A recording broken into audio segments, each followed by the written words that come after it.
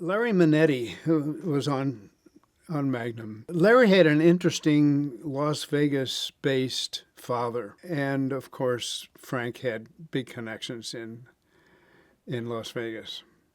And at one time, I think Larry said to Frank somewhere, "Why don't you do a Magnum?"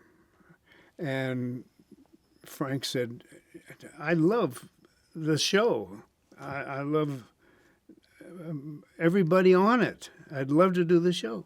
The first scene he had was he was arrested because he carried a gun without a permission to come into Hawaii with a gun. So he was arrested. He was in a cell, and Tom and Larry Manetti come in to talk to him about it. Now, for some reason, Frank was sitting on the cot. They go into the cell, and Frank could not remember a line. Oh, maybe one line here or one line there. And it got to the point where he was getting embarrassed, and the crew was getting embarrassed for him.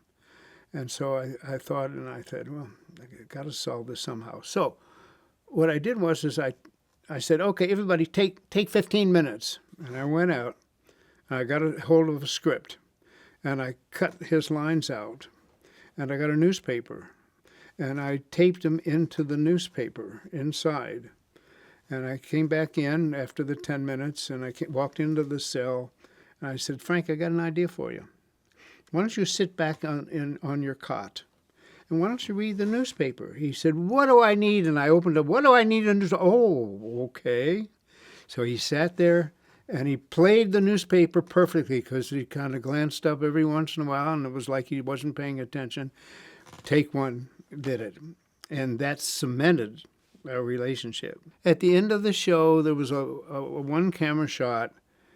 He came into his bedroom, and he sat on the bed, and the camera was over here coming in, and he picked up a picture of his niece after he had found the killer. And I dollied all the way around, and this was the last shot that we were doing, into his face, and he looks at that picture, and he said something like, "We got him, kid." And I said, "Cut, that's a wrap." And he got up, and he gave me a hug and a kiss, and he whispered in my ear, and I'll never forget this. He said, "I just want you to know you're only the second director I've let direct me." And at that moment, I said, I'm not going to ask him who the first director was.